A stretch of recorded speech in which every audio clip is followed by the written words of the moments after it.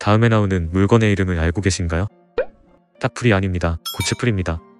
스카치 테이프 아닙니다. 셀로판 테이프입니다. 테일밴드 아닙니다. 반창고입니다. 이처럼 우리는 생활 속에서 물건의 대명사가 된 브랜드를 쉽게 접할 수 있습니다. 이런 류의 이름들은 상당히 오랜 시간 사용하다 보니 오히려 정식 명칭이 어색한 경우도 많습니다. 그럼 여기서 한 가지만 더 보여드리도록 할게요. 이 카메라의 이름은 인스턴트 카메라, 흔히 즉석 카메라라고 부르는 그것입니다. 하지만 우리는 이 카메라를 또 다른 이름으로 부르기도 하는데요.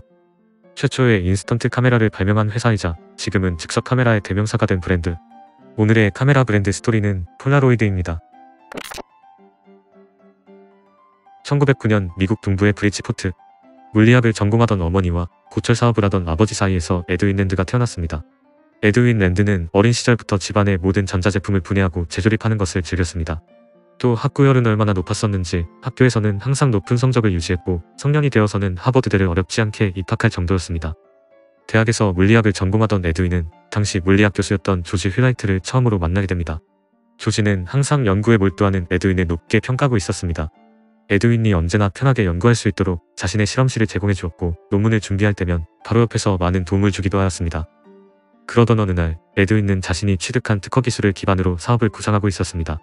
하지만 아직 학생이었던 에드윈은 회사를 설립할 정도의 자금을 마련할 수 없었는데요. 이때 몇 년간 에드윈의 성장을 지켜봐온 조지가 자금을 출자해주며 두 사람의 이름을 딴 작은 사업체가 설립되게 됩니다. 이 신생회사에서는 에드윈의 특허 기술을 기반으로 안경과 카메라 렌즈에 사용할 수 있는 편광 필터를 개발하게 되는데 이 편광 필터는 렌즈를 취급하는 회사들에게 수많은 러브콜을 받게 됩니다. 그리고 회사의 성장 속도가 심상치 않자 월스트리트의 투자자들이 이 작은 회사에 관심을 갖기 시작하게 됩니다. 이윽고 랜드 휠라이트 연구소는 막대한 투자를 받게 되었고 애초에 사업에 큰 관심이 없었던 조지가 본업이었던 물리학 강사로 복귀하게 되며 랜드 휠라이트 연구소는 에드윈의 독자 운영 상태가 되어버리게 됩니다. 그리고 조지 휠라이트가 떠난 이 회사는 이름을 변경하게 되는데 이때 변경된 회사의 이름이 폴라로이드였습니다. 폴라로이드사는 편광 기술을 기반으로 설립 초기부터 막대한 수익을 거두고 있었습니다. 아직 30살도 안 되었던 에드윈은 부와 명성을 얻었고 그 사이 결혼까지 하여 슬아의 딸까지 두고 있었습니다. 행복한 일만 계속되던 에드윈의 현실과는 별개로 당시 미국은 세계 2차 대전에 참전하고 있었습니다. 전쟁은 폴라로이드에게도 큰 영향을 끼치게 됩니다.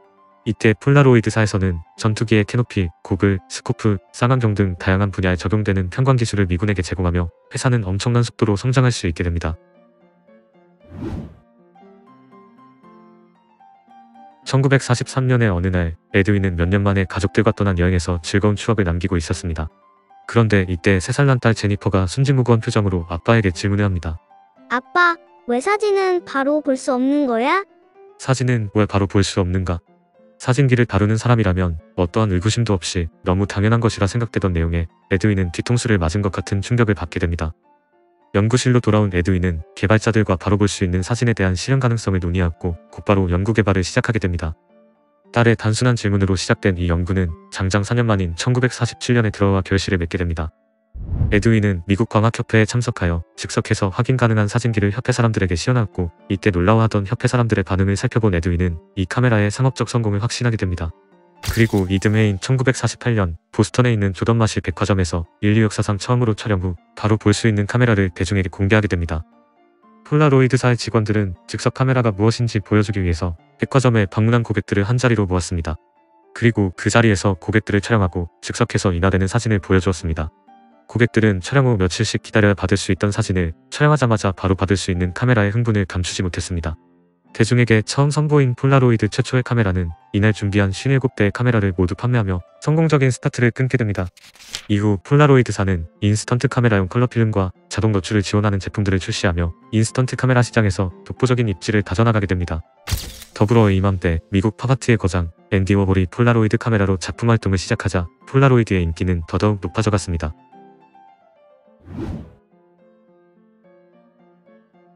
1977년 폴라로이드라는 회사를 만든 28살의 청년은 어느새 70이라는 나이를 바라보고 있었습니다. 폴라로이드사는 큰 실패 없이 오랜 기간 안정적으로 성장하고 있었고 그 기반에는 에드윈이 개발한 특허 기술들이 있었습니다. 그리고 에드윈은 자신의 특허 기술을 이용하여 새로운 제품을 공개하게 되는데요. 이번에는 즉석 사진이 아니라 즉석 영상이었습니다. 촬영 후 바로 볼 수 있는 가정용 비디오 카메라 폴라비전의 탄생이었습니다. 폴라비전의 비디오 카메라는 매우 작고 이쁘기까지 했습니다. 영상을 촬영하고 바로 시청도 가능했습니다. 가정용 비디오라는 것 자체가 흔치 않던 시기였던지라 폴라비전은 매우 획기적인 물건이었습니다. 개인 영상 시대가 도래했다며 언론에서도 대서특필하고 있었고 에드윈 또한 노년의 나이임에도 정면에 나서 이 카메라를 홍보하는데 열을 올리고 있었습니다. 하지만 정작 시중에 판매된 이 카메라는 모두의 예상과는 너무 많이 달랐습니다. 영상을 녹화하기 위해서는 전용 카트리지를 사용해야 했는데 이 카트리지는 카메라 필름처럼 재사용이 불가능한 일회용이었습니다. 또한 영상을 재생하기 위한 전용 플레이어는 당시의 기준으로도 매우 조악한 화질을 가지고 있었습니다. 무엇보다 이 카메라는 녹음을 지원하지 않았는데요. 참고로 이 카메라가 출시한 1977년은 스타워즈가 개봉된 시기이기도 했습니다. 스타워즈가 세상에 공개되던 시점에 소리도 안 나오는 무성 영화를 즐기는 사람은 없었습니다. 이런 폴라비전의 가격은 699달러, 2023년을 기준으로 가치 환산할 경우 약 400만원 정도 되는 엄청난 금액이었습니다. 이 400만원짜리 카메라로 촬영할 수 있는 최대 녹화 시간은 단 3분이었습니다. 그리고 엎친 데 덮친 격으로 비디오 시장은 VHS, 우리가 흔히 비디오 테이프라 부르던 규격이 등장하며 영상 저장 장치의 대세로 떠오르고 있던 시기였습니다. VHS는 영상과 음성을 모두 저장할 수 있었고 비디오 플레이어만 있다면 어떤 텔레비전에서도 영상을 시청할 수 있었습니다. 폴라비전의 카트리지는 3분을 녹화하는데 8달러가 필요했지만 비디오 테이프는 2시간을 녹화하는데 17달러밖에 필요하지 않았습니다. 결국 제품 출시 2년 만인 1979년 폴라비전은 생산을 중단하게 됩니다. 그리고 이제 남겨진 것은 쓸모없어진 폴라비전 생산 라인과 막대한 재고로 발생한 6,800만 달러의 손실이었습니다. 단 한 번의 실패도 경험한 적 없었던 폴라로이드는 한순간에 미국 근현대사에서도 손에 꼽을 수 있을 만큼의 최악의 실패를 경험하게 됩니다. 폴라비전 사건으로 40년 동안 회장직 자리에 있던 폴라로이드의 설립자 에드윈 랜드는 CEO직을 사임하며 회사를 떠나게 됩니다.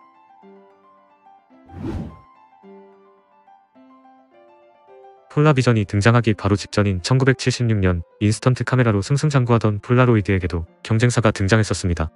그건 다름 아닌 세계 최대의 사진기업 코닥이었습니다. 처음으로 등장한 경쟁자에 폴라로이드는 어떻게 대응했을까요? 폴라로이드는 곧바로 12건의 특허 침해를 주장하며 소송을 제기하게 됩니다. 실은 코닥은 과거 폴라로이드사의 필름 부품을 생산해준 이력이 있었기 때문에 어느 정도 기술 유출이 됐을 것이라 예상하고 있었던 것인데요.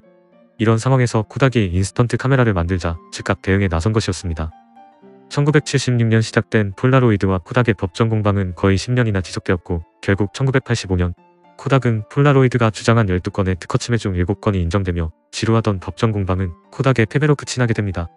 이때 코닥은 폴라로이드사에게 9억 2,500만 달러의 손해배상금을 지급하라는 명령을 받게 됩니다. 이 금액은 미국 특허 침해 소송으로 인한 손해배상금 순위 2번째 달하는 어마어마한 금액이었습니다. 이 사건으로 코닥의 재정 상태는 흔들리기 시작했고 90년대 코닥이 몰락하는데 일조하게 됩니다. 이것으로 폴라로이드의 독주를 막을 수 있는 유일한 회사는 사라졌습니다.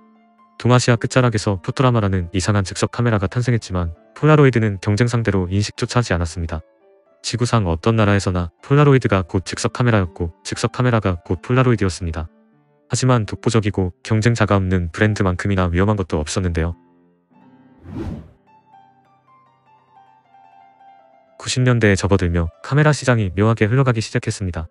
오랜 기간 필름 카메라를 만들던 회사들은 물론 카메라와 전혀 관계없던 전자제품 회사들도 디지털 카메라라는 이상한 기계를 개발하고 있었습니다.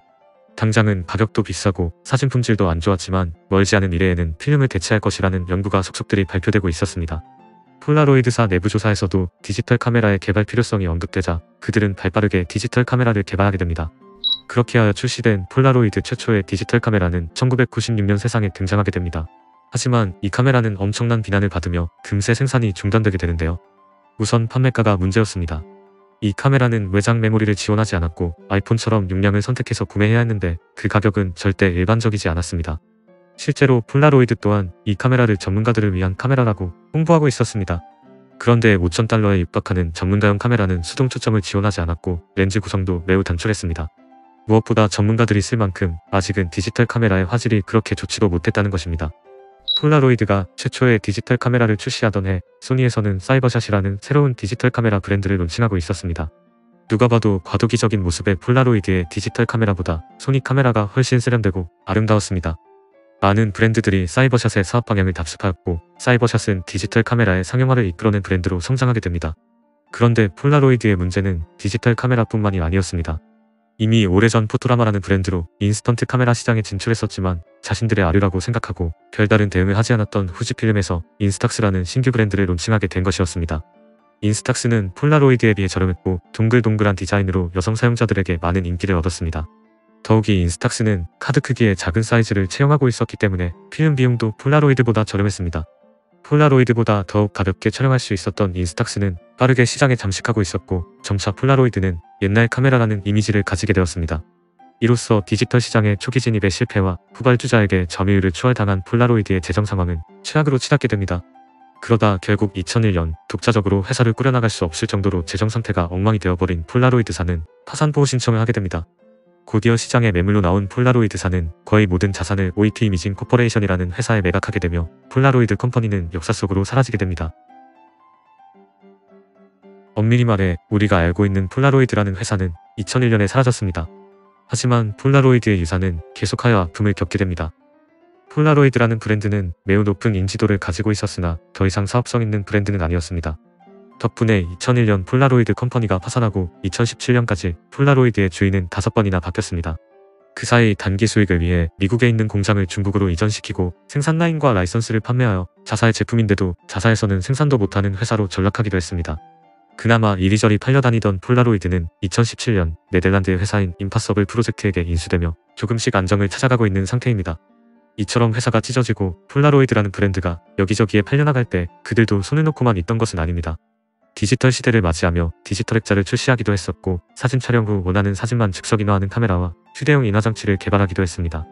스마트폰의 보급과 SNS의 일반화가 시작된 시점에 말이죠. 그들은 끝까지 사진은 종이 위에만 존재해야 한다는 강박에 시대의 변화를 따라가지 못했습니다. 하지만 우리라고 뭐 알고 있었을까요? 사진을 보유하는 시대가 아니라 소비하는 시대가 오게 될 것이라는 것을요.